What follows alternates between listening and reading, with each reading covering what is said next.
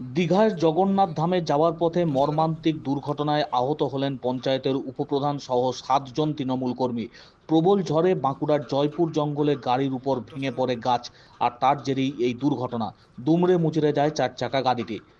আগামীকাল রয়েছে দীঘার জগন্নাথ ধামে জগন্নাথ দেবের প্রাণ প্রতিষ্ঠা। সেই উপলক্ষে সাজো সাজো রব দীঘায় চলছে নানান অনুষ্ঠান। রয়েছেন মুখ্যমন্ত্রী মমতা বন্দ্যোপাধ্যায়।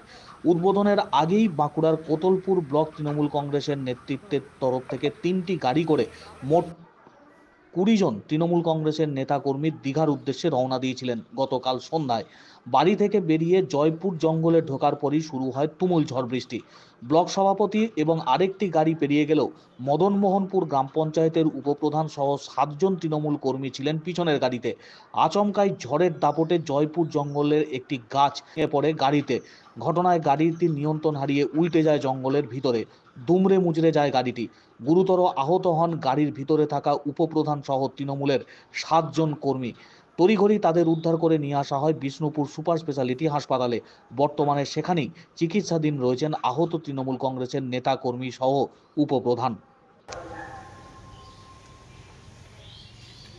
আমাদের ব্লক সভাপতির নেতৃত্বে তোমার মমতা ব্যানার্জি জগন্নাথ মন্দির উদ্বোধনে বেরিয়েছিলাম সন্ধ্যাবেলায়।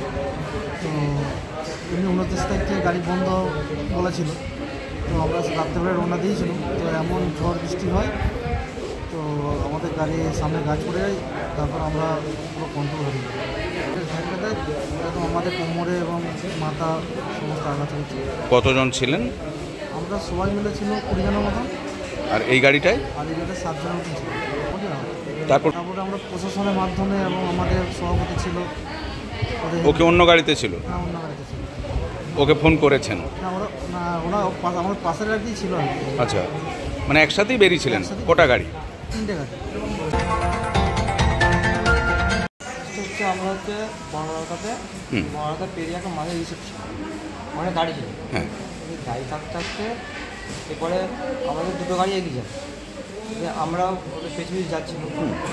যেতে যেতে গাড়িটা আমাদের একটু পিক আপ তুলতেই আমরা দুজন পেছনে ছিল। আমরা অতটা বুঝতে পারি যে গাড়িটা কী হলো, একবার এদিক একবার ওদিক টাল বেটাল করলো। আচ্ছা, একবারে এদিক টাল বেটাল করে গাড়িটা না রাখতে পারে একদম কাছে না, গাছে ওই যে জঙ্গলের মাঝে একটা রিসোর্ট মানে বনলতা বেরিয়ে সোনার বাংলা সোনার বাংলাতে একটু সামান্য যে থেকে কোথাও থেকে আসছে বিষ্ণুপুরে। ড্রাইভারটা দিয়ে মাঝে 3 জন ছিল, পেছনে 2 জন, 4 জন। ড্রাইভার একজন ছিল, তার পাশে জন ছিল, মানে 5 জন। 5 জন, 3 জন, 4, 5 জন, 6, 7 জন ছিল। 7